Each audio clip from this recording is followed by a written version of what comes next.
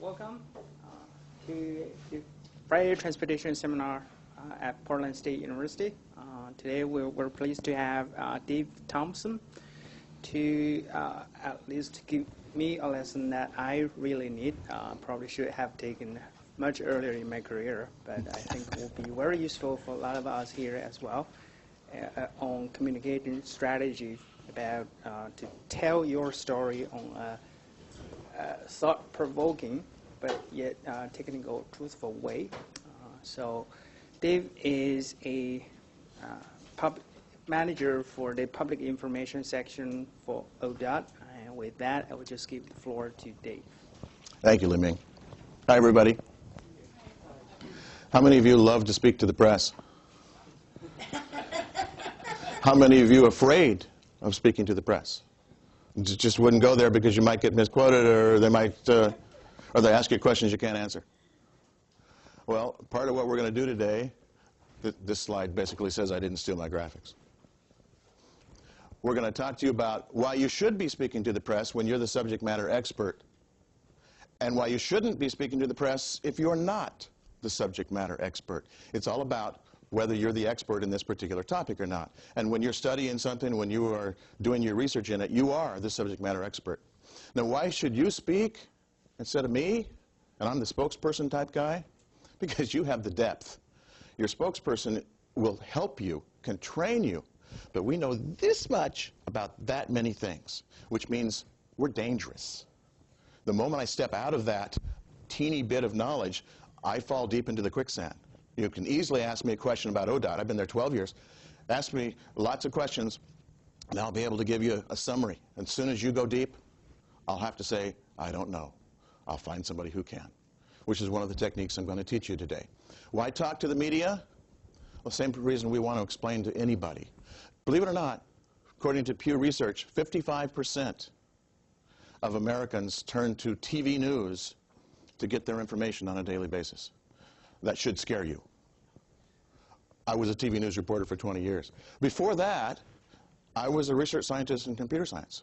So I know what it's like to be in a chair in a classroom. I have a master's degree in computer science. You could say I wasted that because I left that field just about the time that guy by the name of Bill was creating that little company in Seattle in the garage called Microsoft. I was getting out of computer science, so I'm obviously a dinosaur. But I left that because I had my midlife crisis in my 20s instead of my 50s, and became a television news reporter. So I made the most bizarre switch from research scientist in computer science, writing programs, developing compilers and parser generators, to becoming a television news reporter standing in the cold saying, you shouldn't be out in the cold, which is what reporters do. 55% get the news.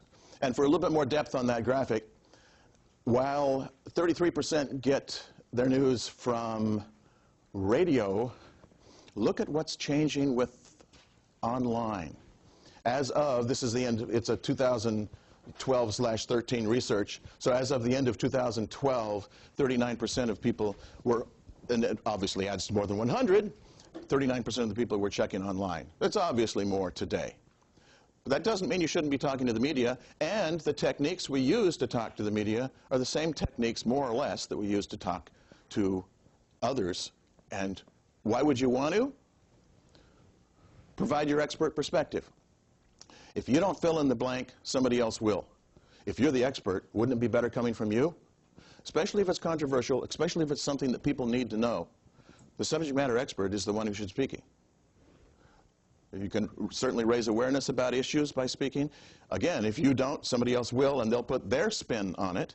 I'd rather you not put any spin on it, but tell the truth. So, here's what we're going to do today. We're going to go through my 7 rules of interviewing. The first one is tell the truth.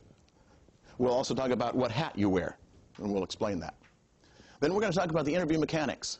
This is the stuff everybody wants to know first. Where do I stand? What do I do with my hands? All that stuff. Unfortunately, that's stuff you shouldn't focus on. But I want to get it out of the way. I want you to know, to be comfortable.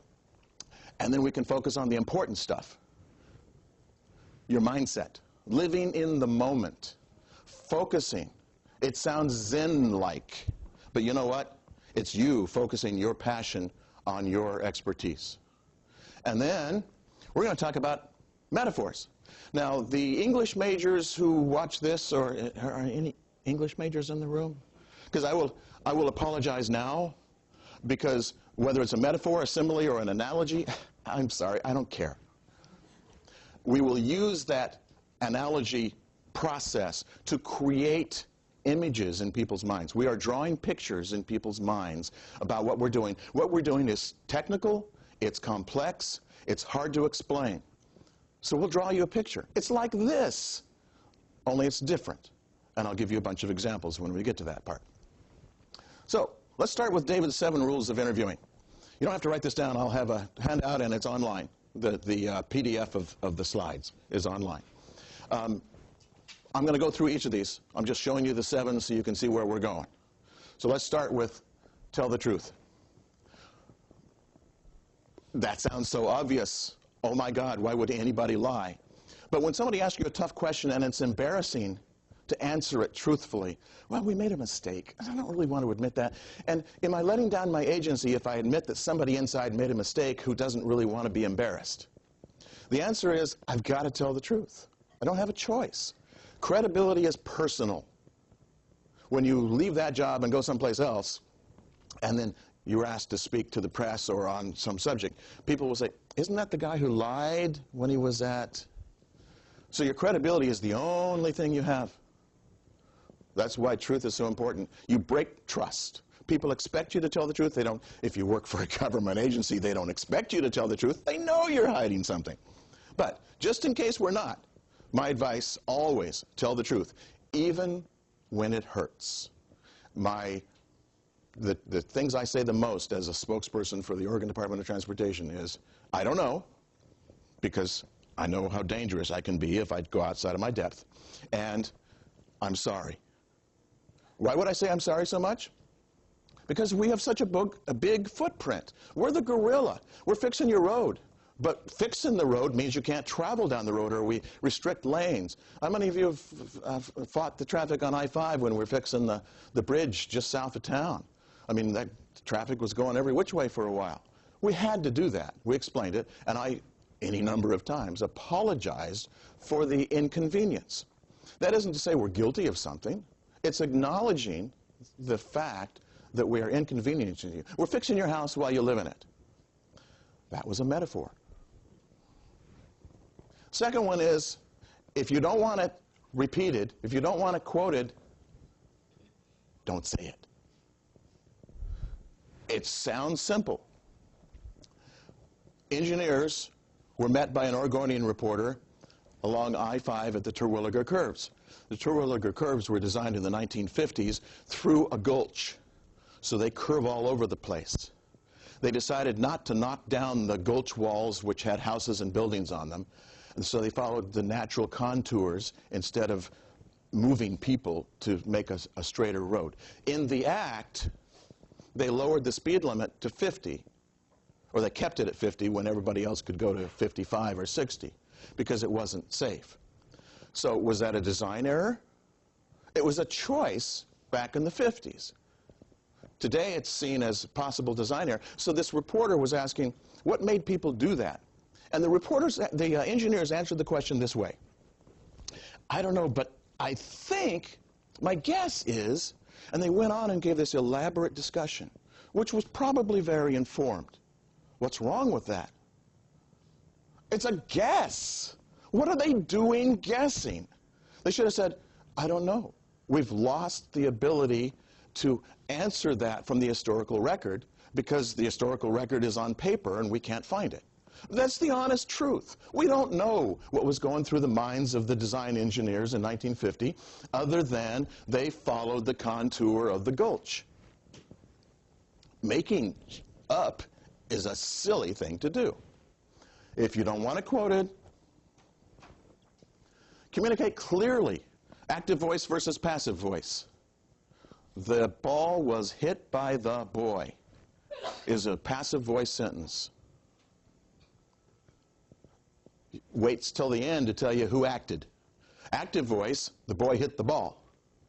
It's shorter, it's more direct, it's easier to parse. You can understand it as you watch the words come across one by one. So active voice is better than passive voice. Government uses passive voice a lot. Why? They don't have to take responsibility. The writer doesn't have to take responsibility for this. Beautiful. Thank you. Exactly. The writer doesn't have to take responsibility. It was decided that, rather than we decided, I'm taking ownership of this, or I'm not. It was decided that your application was rejected. I'm so sorry. Yeah, right. Come on. So, active voice, one thought, one sentence, one statement.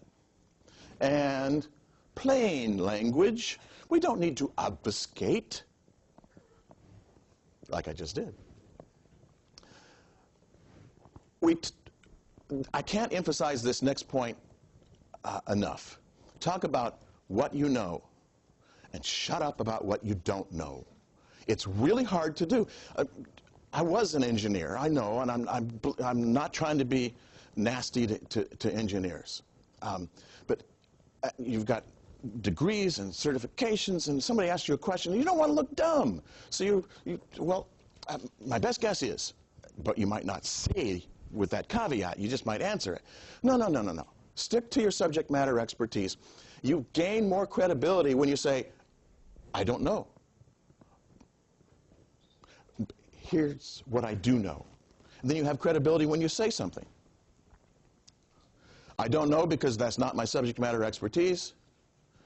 I don't know, but I'll find someone who can answer that question, and one of us will get back to you. That's the proper answer. Remember the hat you're wearing. You don't speak for anybody else other than whoever you're speaking for. It might be you, it might be your program, it might be the company that hires you to speak about a particular thing you're doing, but you don't speak for anybody else. What do the opponents to this project think? What do the neighbors think? Well, you know, the neighbors say they really hate this thing. Oh, really? Who's speaking? You are. So are you now speaking for the company, for the agency, I mean, you can't go there. You have one hat. I've heard reporters ask spokespeople, and all of us are spokespeople the moment you stand in front of a camera. It's not some special certification that says, oh, he's a spokesperson. No. The moment you stand up and speak, you represent your agency, school, company, whatever. Makes you a spokesperson, by definition. Sorry. So I've seen reporters turn to these spokespeople and say, what do you really think? What do you think personally? I'm here as a representative of the Oregon Department of Transportation. I can give you the perspective of the agency. That's what I'm here for. What happens if you say, well, personally, I think it really sucks. It's really a dumb idea. But perspective of the agency is it's the best thing since sliced bread. What gets quoted? The ODOT, in this case, playing this game, the ODOT spokesperson said today he thought it was a bad idea. Well, wait a minute. The personal person said that, not the ODOT. I tried to switch hats from my hard hat of ODOT to my baseball cap of Dave. And they didn't let me, did they? They asked me to switch hats. What do you think personally? Take that hat off for a moment, that official hat. But when they quote you, what are they going to quote? So don't dare. You can be the hard hat. You can be the rogue cowboy. You can be the clown, the jester. Which do you want to be? Keep your hat on. Don't wear anybody else's hat. Explain no comment. When you first hear somebody say no comment, especially any government bureaucrat, did that really happen? Is that a horrible event? What do you think? No comment. What does that mean? I'll tell you what it means.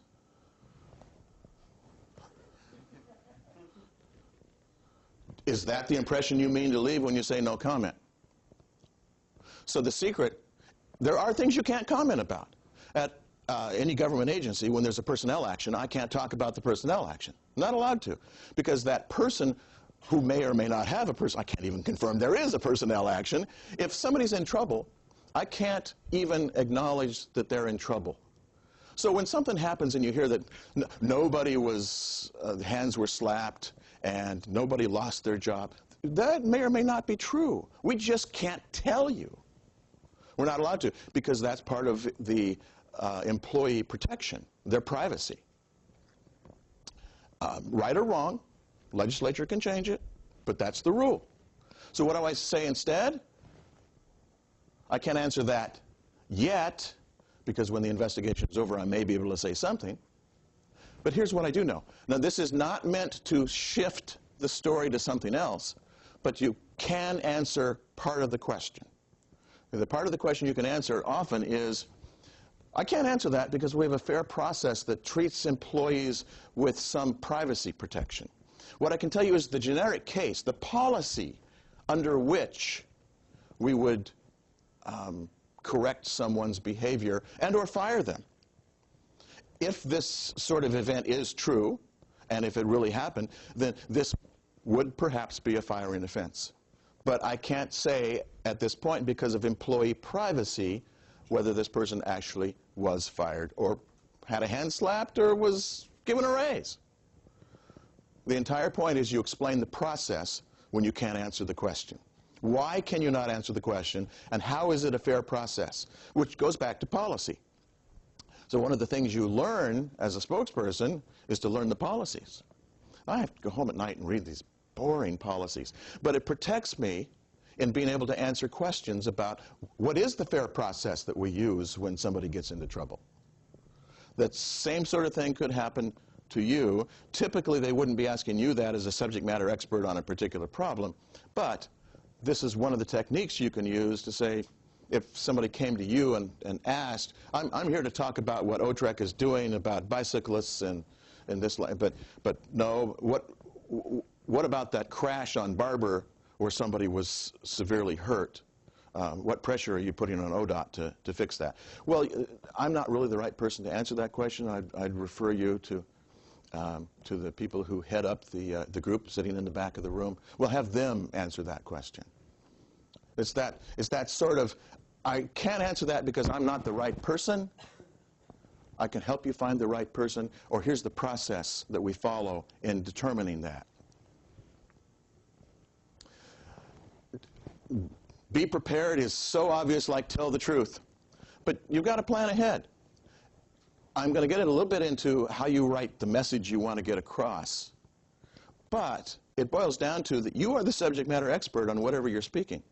So you will know. It will be in your head. It may not be crystal clear. It may not be English. It may not be simple or plain language. But we can work on that. But you do know the message. I want you to imagine the headline that you would like to see if this was front page center of the Oregonian. OTREC spokesman says today they've got a solution to congestion. Sign me up. Imagine it. You're not going to get it, but it helps you the frame of mind of the message you want to deliver. And then, when you write out the particular detailed messages about the particular project you're working on, say them out loud, because that's what you're going to do when you speak to a reporter. Even if they're going to put it in the paper, you're telling them this. And if it doesn't flow off the tongue, if it doesn't make sense spoken, it doesn't make sense. So you've got to practice out loud. You will hear it. You will immediately edit it. Write it down again. Say it out loud. Repeat. Ad nauseum. Until you're tired. And you will hone this thing down to something you can say. And when we play the metaphor game here in a bit, you will see that it can become very powerful. Remember what it is you're trying to do. When somebody is putting you on the spot and you're getting nervous in front of them, and remember, I'm here because I'm the subject matter expert, and I have something that needs to be told to provide this perspective, because people need to know this. You have a passion for what you do. Use your passion.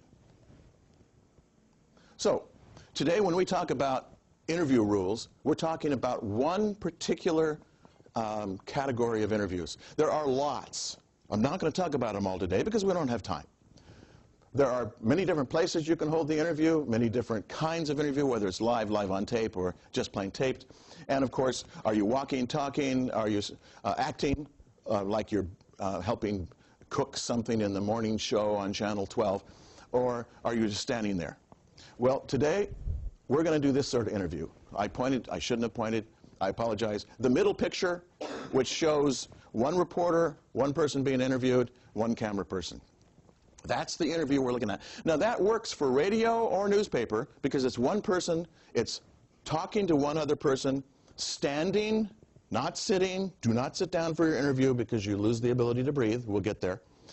And it's a conversation with one person. All that other stuff about walking and talking and live and split screen, ignore for the moment. So, given this kind of interview, I'm going to show you how to breathe, how to stand, what to do with your hands, where to look. So, let's start with how to breathe. I want you to watch me, and this is the embarrassing part, because I'm a little bit more prosperous than I always wanted to be. My daughter tells me this constantly. Breathe through your diaphragm, through your tummy, not through your chest. This is extremely important. If there's one thing I want you to remember today, it's how to breathe. It sounds so stupid to tell people how to breathe. You've been breathing all your life. But when you get nervous, when you get tense, what do? You lock up. My arms are frozen at my side. I'm tight. I can't breathe. Let the tummy out. You can hide it again later, but let it out. And I always raise my hands. This is a stretching exercise. In breath, out breath. I do that a couple times, and I have oxygenated the body, changed the mind focus. We'll get there when we talk about mindset, but there's a trick you play. The human brain is reptilian or intelligent. One or the other. It's not both at the same time. When you lose your breath, you cut off oxygen, you go into the fight or flight, the reptilian, the animal. You're not thinking. If you can't think, it's really hard to react in a conversation and provide the best perspective. So when you feel yourself getting nervous, now I can talk. It's amazing what breath can do for you. Practice breathing, and this is Zen. This is one of the best things I ever learned. Breathing gets me through, when I'm getting nervous about something else, I breathe and then I can handle it. How to stand. Everybody says, well, what do you do? Well, you do what comes natural. That's the secret. And nobody believes me. Do what comes natural. Basically, see where my feet are? It's hard to see this, but basically they're what you see on the screen. They are about underneath my shoulders. They're evenly split. I'm not locking my knees. I'm just standing comfortably. I'm not leaning one way or the other. That's the secret to standing. So I can show you a picture in silhouette of a whole bunch of people standing. Any of those show up as the way you should stand? This is an interactive group. Which one? I'm sorry? The first one. The first one on the left. Yeah. That might be the cop at the scene. I'm not going to argue with him. The fourth from the left is one of the closest, but he has another problem we'll get to, is what you do with your hands. And you do not put them in your pockets. And the one on the far right is almost there, but he's weighed down by something that's uneven, so he's going to start doing this after a short period of time because that's whatever he's got is heavy. So the secret, those are the two that come close, but that's the secret. Now, I don't want you to lock yourself into position. I've got to stand like a robot. No, just relax. But more or less straight up and down. Notice where his hands are. Is that a he? I apologize. Let's talk about hands. There are people who speak with their hands. And they're right there. I need you to understand that this is important. What do you focus on when I do that? My hands. They become a distraction. If you speak with your hands, speak with your hands, but keep them down so they're not in the picture. I want you to use your normal movements because they help you be you and show your passion. But if you do it in front of your face, it becomes the distraction rather than the passion. So if you watch news anchors on the air speaking to a camera, they're sitting down in a little chair and the camera's focused from about here up, they're moving their hands. They're all over the place with their hands.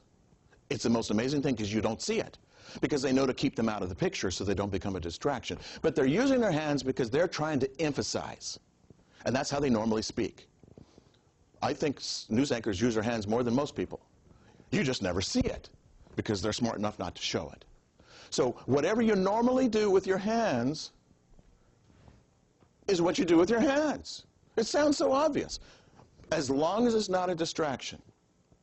So you have to think about it long enough so that you can forget it. That's the secret of all the mechanics I've talked about so far, is that get it in place, forget it. Because that's not what you need to focus on. If your mind is busy thinking about how you're standing, about where your hands are, then you're not engaged in the conversation.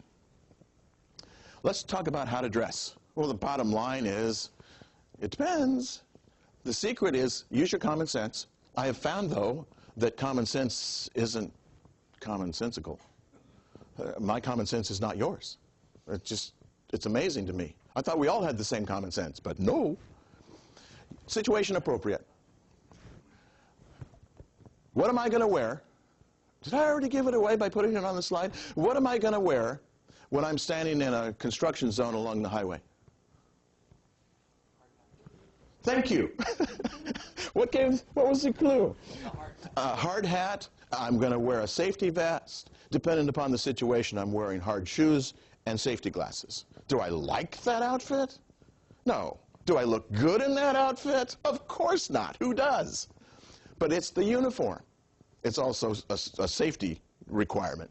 Wear the uniform if the uniform is appropriate for whatever it is you're doing. If you're a construction worker in a work zone, you better be dressed like a construction worker. I love the shots of our director. He's a marvelous man. He's out there, and I don't think I've ever seen him without a suit and tie on. And he's wearing a hard hat. And I lose the coat. But he doesn't want to do that.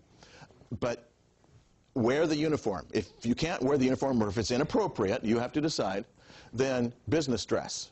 Business, not necessarily business casual. You don't have to wear a tie necessarily. Ladies don't have to wear dresses. But again, if it's a distraction, it's a problem. So appropriate, no distraction, work your way from right to left. Uniform should come first if that's appropriate. Where to look? It's always the question. Especially if it's a TV news interview, they've got two of us. She's the reporter asking me a question. He's the cameraman. He's pointing at me. Do I talk to her or do I talk to him? She's asking the questions, but it's being recorded. Shouldn't I look into your camera?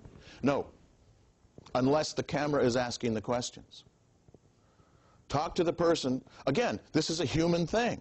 I want to focus on the person who's asked me the questions so I get the most of me in this conversation. That's what it's all about. So, again, it's very easy. It's just we make it harder. Then we get to the fun stuff and the important stuff, the mindset and the Zen. Live in the moment. You really need to concentrate. And if you've breathed properly, if you've done your homework to be prepared, then it's an easy conversation to listen, wait for her to finish. I can't tell you how many times I've seen you're asking me a question, I'm going, because I'm ready to answer. Well, if you stop, I can go. No, let them finish. Zen. Live in the moment. She asked me the question. I think for a moment. Then I answer the question with passion, with human behavior. I don't cut her off. I don't nod lots, because what does the nod show? To the home audience, how do they interpret you nodding?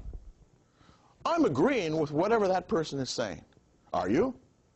Because when this is edited together, the track may show the video of you nodding, and some completely different audio track is running underneath it. And you're nodding away. I agree with that, yeah. You don't even know what it's going to be. So you don't nod. Live in the moment. Make your point 3 ways. when I'm asked a question, especially if it's a difficult interview, if I'm asked a question, I will say, I'll answer your question in a moment. First, I want to tell you the most important thing I want to get across to your viewers, your listeners, your readers. That is, and I make a statement. He didn't ask me to make a statement. I did. Then I say, now, to your question. Answer the question. So I don't do it to avoid answering the question. But the first thing I want to tell them is what I think the most important thing is that they need. I answer the question that I wish they'd asked me, that maybe they should have asked me. And then I answer the question they gave me. That's the first. Foremost is when you are asked a question and you have an answer for that particular question that you've practiced, make it the first part. Don't wind your way around speaking for 20 seconds before you answer the question. Answer the question. Make your point right away, because that's the segment that human nature tells us will be used, so that your point actually gets across. That's our objective, is to get our perspective out there. It's not to spin, it's not to lie, it's to get our perspective to where people can actually hear it. And if they hear it, we hope, in communications theory, that they will act on it, change their behavior because of it. The ultimate goal of communication is not merely to communicate. It's to create change. It's to change behavior. And then you've heard me flag and bridge constantly already today. And I gave you a handout with 29 different possible ways of flagging. The most important thing I want to tell you is flag. Hello? Please listen now, in case you weren't. That's what the most important thing I need to tell you today is. If there's one thing I want you to get out of this today is, I believe your listeners really want to know, those are all flags to set up what you say next. A bridge is simply getting back to your main statement. And you have lots of examples from this. That's one point of view. Let me give you another, ours. But we said that this was in your office, taped so that they're getting lots of things and they're going to excerpt 8, 10, 12 seconds, and stationary. If you do something stupid, the rules will change. Instead of taped, your interview will become live on tape. Let me show you the difference. I will start this video. If I can. Now, before I start it, let me give you the background of who this is and why we care.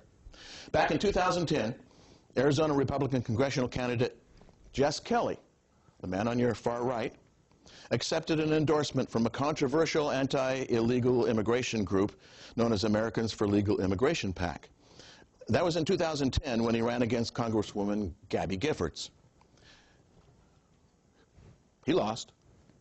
He tried again to fill her seat in 2012 after she'd been shot.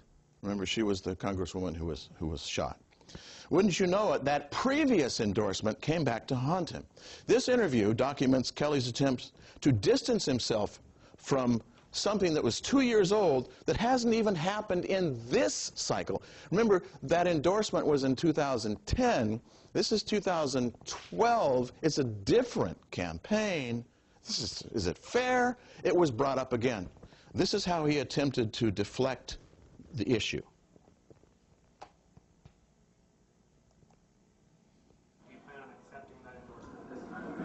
Our campaign is going to stay focused on lower gas prices, using American energy, lower taxes, and creating jobs. Our campaign is going to stay focused on lower taxes, lowering gas prices using American energy, and creating jobs. Yes or no? Our campaign is going to stay focused on lowering gas prices, creating jobs, and lowering gas prices using American energy. All right, so no comment. Our campaign is going to stay focused on lowering gas prices, creating jobs, and lowering taxes. All right, thanks, Jesse. Thank you. Some media advisor told him, keep repeating the message because this is not live on tape. This is a taped interview, and they're going to cut out one segment of what you say. They're only going to take one bite. And if you keep repeating it, they'll only have one bite to choose from. Really, really intelligent advice. Except the rules changed.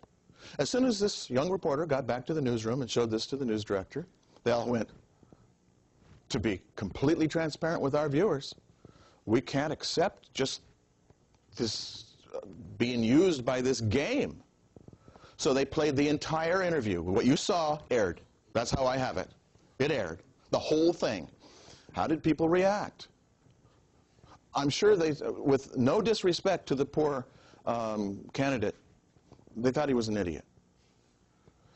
Because he was given advice that said, they're going to cut this up and use only, if you repeat it, they can only use, well, guess what? They use the whole thing. So, if you do something stupid, it will be treated that way. It will become live on tape. And then they can run the whole darn thing. What it means is common sense and normal human intelligence has to take, you can't just become the robot repeating a message. You've got to be thinking on your feet, actually in a conversation with somebody. And they're asking tough questions. Let's talk about message metaphor. How do you get something complex to be something that people remember? Well, whether it's a metaphor or a simile or an analogy, it's wonderful. I call them all metaphors for the sake of our discussion today, and I apologize to all the people who know better. You compare it, then you contrast it. It's like this, and here's how it's different. And this is something that you can use creatively in a whole bunch of different ways. You're attempting to draw a picture in people's minds. Albert Einstein said in 1938, the wireless telegraph is not difficult to understand. The ordinary telegraph is like a very long cat. You pull the tail in New York, it meows in Los Angeles. That is a beautiful metaphor. The wireless is the same, only without the cat. Let's diagram that. Ordinary cat. That's the first metaphor that sets up what we're doing. Then he says ordinary versus wireless, cat without the cat. You have a picture in your mind of how it works. It didn't really explain it technically, did it? It was still truthful, but at a very high 50,000-foot level. But it drew a picture in your mind. Let me give you another one that's very real from these ages. You may be aware that ODOT is just finishing up a 10-year program for what we call the OTIA 3 program. Started in 2003, where we got $1.3 billion of state tax money, no federal money there in that allotment, from lawmakers. Pretty difficult to get. It was a remarkable statement of leadership. To fix 365 bridges. These bridges are old. I don't need to be speaking to engineers about what happens when bridges get old. But if a normal design life of a bridge is between 50 and 75 years, what happens when it gets to 60 to 70 years old? Should we be talking about rehabbing it or replacing it? But we don't have the money. For these 300 and some odd bridges, we're talking 1.3 billion with a B dollars. So to explain this program, here's a metaphor. If these bridges were people, we'd be throwing retirement parties for them. Instead, we're asking them to carry more vehicles at higher speeds and heavier weights. So we drew the metaphor, this is the comparing. If they were like people getting old, what happens when people reach 65? They get to retire. Well, maybe they used to get to retire. I'm not retiring. I can't. I've got kids in college. People retire. Bridges don't. So that metaphor, the compare and then contrast, drew a picture, I hope, in your mind to explain why we needed to go fix and rehab or replace these bridges. Because we're asking them to do something that's unreasonable. Just like people wouldn't be allowed to retire. Nothing personal in that statement. Let me show you one more, which should be up the alley for anybody in transportation. You're watching a former Secretary of the State Department of Transportation in Washington State named McDonald. But Catherine is going to be the pacer for the cars. She's going to make sure that the cars only come on the highway as fast as we can make sure they flow through. So I'm the old highway, and Catherine is the new highway.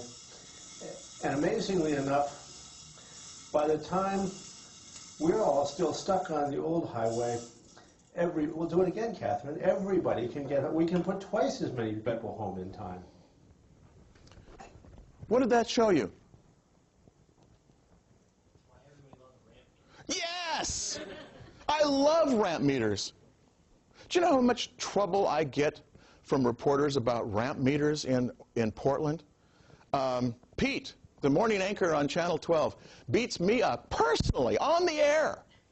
He says, he's on the air. I'm nowhere near to be seen. I'm still in bed or I'm at work or whatever. And he's calling me out on the air during the Good Day Oregon show. So, Pete is saying, you know, we need to get that Dave Thompson on the air. Those ramp meters are just stupid. He said this on the air a whole bunch of times. And I call him up afterwards. Pete, invite me on. Please let me have the opportunity to respond.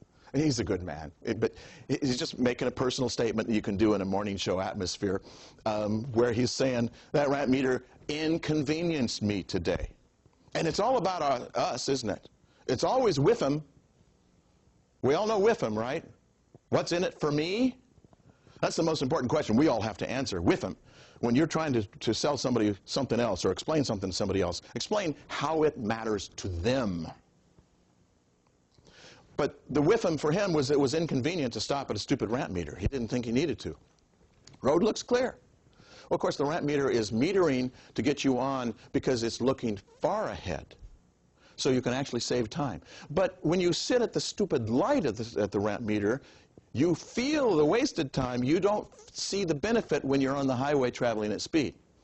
If we took the ramp meters away, like Minnesota did a handful of years ago, they found out very fast how important it was to have ramp meters. So this explained the metaphor of rice through a funnel. It's brilliant. Love it. Wish I'd thought of it. Cautions for your metaphor. They've got to be simple. They've got to be easily understood because you have to speak them pretty quickly. You only have 5 or 10 or 15 seconds to make your metaphor. Are they good analogies? You can't really stretch them very far. And remember, if you're trying to explain how something works or a picture in someone's head, you can't just compare. You've got to compare and contrast. It's like this unfamiliar thing is like this familiar thing you've seen before. And here's how it's different. That different is what you all went the aha on or the laugh when you heard about the cat.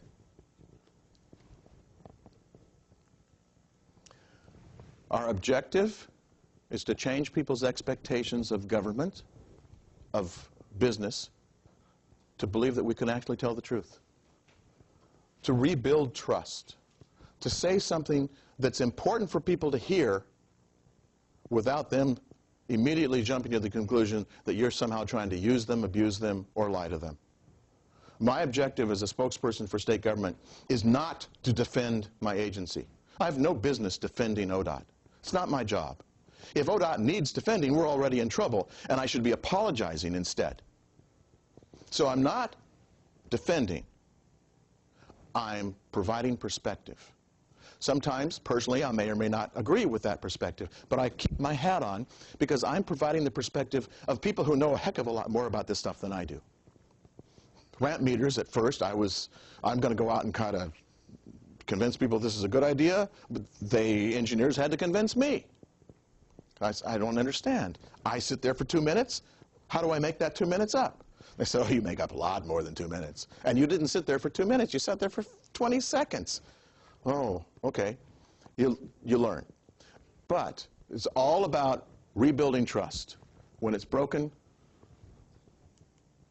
maybe we can rebuild it.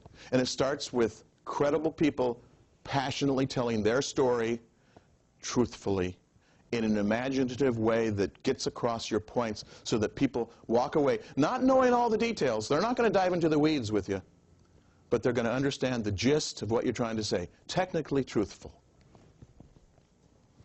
Here are some other resources you can use. Thank you for your time, and I'll take questions.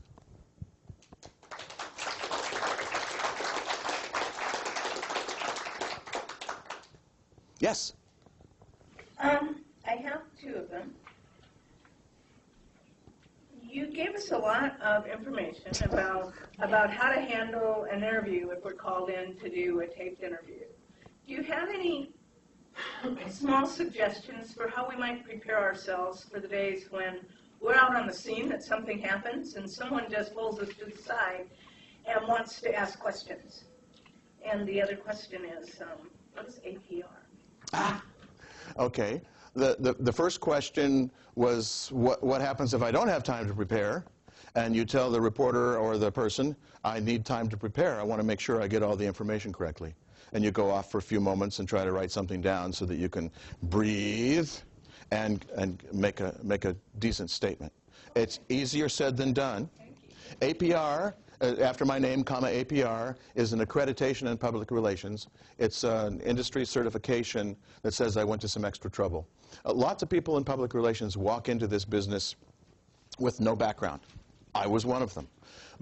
As I told you, my degree was in computer science, mathematics for an undergraduate and computer science for a graduate degree. And then I went off to be the TV news reporter with no schooling in it. So it was all OJT, on-the-job training. I did that for 20 years. When it came time for me to get out, and a little personal story, I got out because I was turning 50 and I was still working nights and weekends. And at some point you want to control your life again. I loved being a TV news reporter. I got to interview every president or presidential candidate except Ronald Reagan between 1980 and 2000. I interviewed every single person running for president or the vice president in those 20 years except Ronald Reagan. Why would I ever get to do that in any other profession? This was cool as heck. It was so much fun. I wasn't having a big effect on anything with them, but it was, wow, I get to talk to them. It was cool. But at 50, it was time to go take control because I work in nights and weekends and you're just never home. I have kids. It's like I want to be a dad. So I transferred over to public relations and realized I had a lot of knowledge about media relations, but public relations is a great big pie. There's all sorts of other things. Strategic planning, for instance, I had no clue. So I started studying. Again, it was all OJT at first. And then I started studying and realizing I had so many gaps to fill in. If I want to be good at this, if I want to be credible in my new profession, I need to go back and take some classes. So that's what I did. The APR, sort of the industry equivalent of a master's degree. It's not a master's degree, but it's given me confidence to take on my full profession, not just media, much better. You had a question, sir.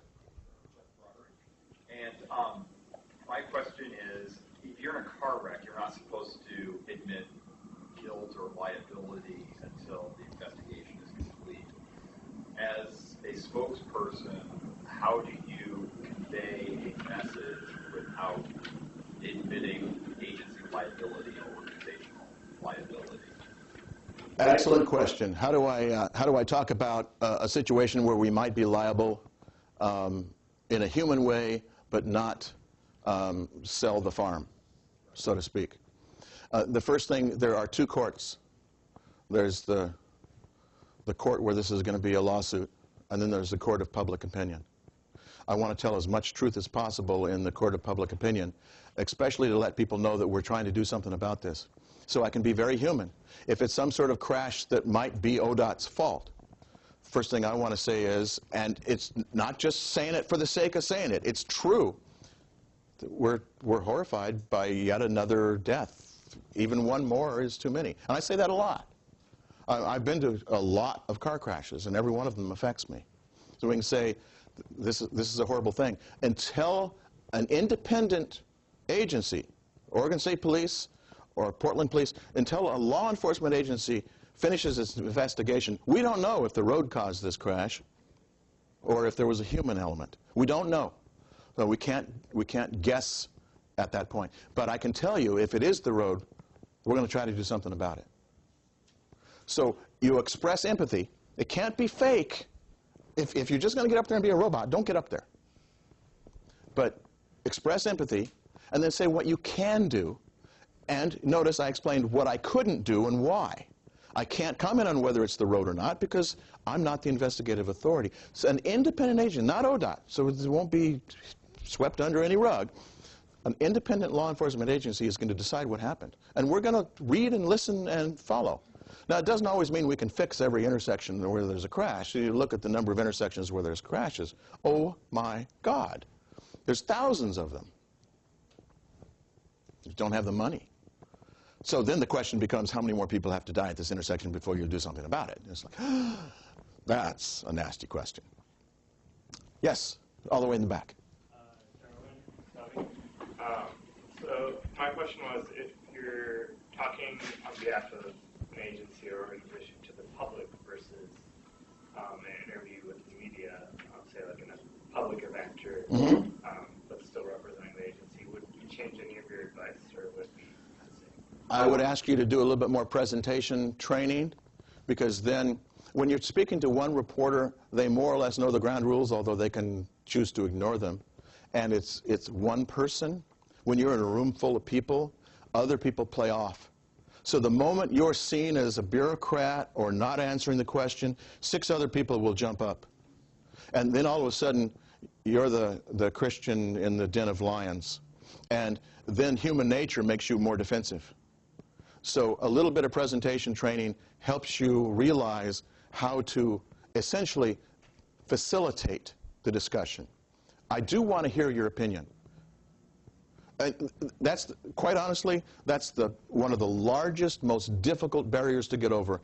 When government walks into a public meeting, people have already decided, maybe rightfully so because of their experience in the past, that the mind's already made up. We're just going through the motions. Yeah, we invited you here. We've already made up our minds. You can speak. That's terrible. That's terrible. Nobody should do that. If we invite you to a meeting, we should be listening to what you have to say. Now, again, it goes back to sometimes to an engineering attitude of, you know, I'm the one that went to school and grad school and advanced school and certified, and you're a citizen, and you're telling me we need a traffic light? You don't know the first thing about when we need. There are 12 warrants for traffic lights. It doesn't meet any one of them. Who pays the bill? The citizen pays the bill. The citizen thinks the traffic light is a good thing. So by definition, you better be answering for them why the traffic light is not a good thing. You can explain it. You provide expert perspective. But you can't dismiss their interest or their opinion. And if we do that too quickly, then we're seen as bureaucrats or not listening or both. So it is a difficult. I've watched good ODOT people stand in front of a crowd that had already decided that if we mess with your convenience, you're really, really angry at us. So they're already ready to take you on.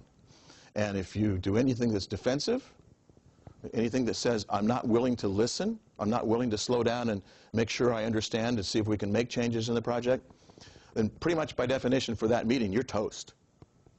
And somebody else has to step in. That's where you need to, perhaps, if you know it's going to be an ugly meeting, take a facilitator. Have the facilitator run the meeting and call upon the expert. If the expert is running the meeting, the expert has no place to go when they're attacked. So a separate facilitator can then diffuse that to say, we understand you're angry. No one's arguing whether you have a right to your anger. What we want to do is make sure that we get an expression of the solution you want or the solution you don't want so that we get that on the record rather than a screaming match. Yes? Thank you for your presentation. My name is Amanda. I'm just curious, when you talk about the dressing for the context, I'm just curious, you play devil's advocate, with examples of distractions. I'm just thinking of like social paradigm shifts. Is there like issues with, is it jewelry? Is it your glasses are reflective? Or is it, you know, tattoos? Is it piercings? Is it... Any of those can be a distraction if they become the focal point. And sometimes, it's a fair question, because sometimes you won't know You're used to it, for one, and you don't know how tight the camera's getting if it's a camera. If you have facial tattoos and they zoom in on your face, what becomes the most obvious thing? Usually, tattoos from here up can be a distraction. If you are a passionate speaker and if it's a long-form interview, all that goes away quickly, because that's not what you're going to focus on except for the moment. Hand movements become a tremendous distraction. I did this today a couple times. I bumped my mic. The good people in the next room are going to be all over me for that. That's terribly unprofessional. I should know better. But that's a distraction for the web-based group watching this, because I'm, as I touch my tie, I bump the mic and, wait a minute. Shouldn't he be trained not to do that? Supposedly.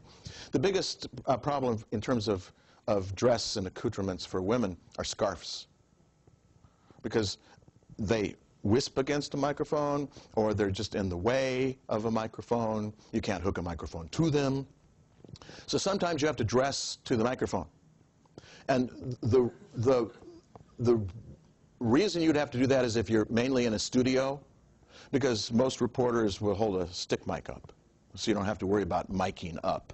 But if you're in a studio sitting down in a chair, how many times have you watched any of the nighttime shows like Leno, or when they have a guest, a female guest who has to sit down on that couch next to them, and it's a deep couch. If you look at the couch, the back of that is deep. They put their butt all the way back to the chair, and their legs are up like this. I mean, it can be very distracting if they're wearing a short dress. Should they not wear a short dress? No. They can, but then you end up sitting on the edge of the sofa. You don't attempt to sit all the way in the back. And then you have to fight to sit up straight. So some of the games in studio are different. That's why I wanted to focus on the one kind of interview today, which is the most common for what you're going to run into. Some of the other stuff is a little bit more advanced. And remember, you sit up straight if you have to sit, and you don't sit all the way back in the back of the chair. You sit on the edge, so that everything is not a distraction. Yes? My name is Trey Kendall. I know this was tangential to your talk, but could you give me a couple more details on the Minnesota removal of ramp meters so I could look that up? I do not remember the particular date. This was, I don't know, but I think, I can get back to you because I'm not sure. I do remember it was a legislative thing that politics got into it to try to remove them. They removed them for a while, discovered that congestion picked up rather dramatically, put them back in, and the congestion went away. And it was like, and they did, this is not just qualitative, oh look, there is, oh look, there isn't. They did quantitative studies of this. It was brilliant. They really did this well. Yes? Great. And so, social media is a really big thing now, and I feel like it's opened up the stage for a lot of people to contribute. Yes. So how has government used it to kind of either correct their image or make it positive? Or There are a couple states that are way ahead. Washington State Department of Transportation in particular is one of the leaders in using social media. They've had a blog for 8 years, 9 years, a very long time considering. You think about when social media really became available to the masses. It's about 2006. Facebook started in 2002, but it was only open to college students. By the time it became open for people like me out of school, it was 2006. This is 2014. Facebook is 8 years old. If Facebook were a human, it wouldn't even be out of grade school. But look how it's changed the world. Twitter started in 2006. 2006. So do we really know how to use it? It's a tactic, a channel. Strategically communicating involves a whole bunch more than just pumping stuff down one channel and one tactic. So we are still learning how to use it. We've learned that Twitter can be a wonderfully effective alert if people are watching. The moment they're not watching, that tweet just bubbles out of sight. So if you're trying to get a hold of a reporter, for instance, and you want to tweet them, hey, I've got a story for you. They may or may not get it unless they've got alert set up. And the alert, of course, then becomes a different channel. It's the alert that says you've got a tweet is itself a separate channel of communication. So how does government, you ask the second question of how government uses this stuff.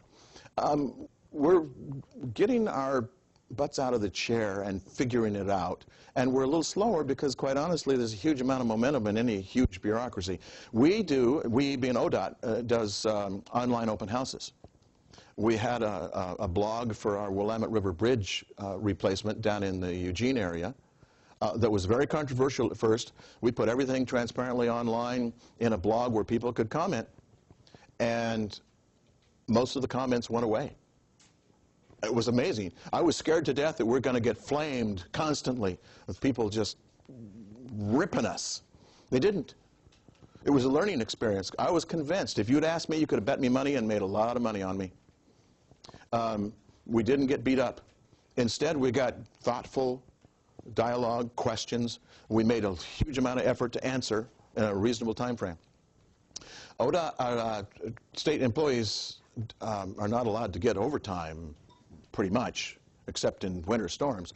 So we run a blog that allows you to comment, but we only monitor it 8 to 5 Monday to Friday. So by definition, that's half of a mistake. But we warned you that that's what we're going to do, because that's our staffing.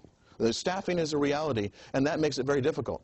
For a communications group at ODOT, we have approximately 9 people statewide, maybe 10, depending upon the day. Statewide. And we're supposed to answer all of our tweets in a reasonable time. It's very difficult. We do. We have a wonderful lady who does that, but I'll tell you what, it's really difficult. And she's constantly saying, Dave, you put out a press release from the Portland area, and you didn't tweet about it. Why not? And I went, I forgot. That is no longer an excuse. We need to get better. And we're on Twitter. We're on. We have thousands of pictures on Flickr that nobody goes to anymore, I hear. When we picked it, it was a big. We have almost 300 videos on YouTube. We have several thousand followers on Twitter. We've got the Facebook page that HR uses to reach out to universities to get people to come work for ODOT. And we have a separate Facebook page on the I-205 bike path that's gotten great interaction. But we're not on Instagram, we're not on Pinterest, we're not on Tumblr. We don't have time. We don't know what channels to choose. Quite honestly, I want to hire an intern who's a college student who knows so much more about this stuff than I do. And I'm a former computer scientist, for goodness sake. You'd think I'd know. Not a chance. The world changed, and it keeps changing. We're almost, we're past. I apologize. Thank you.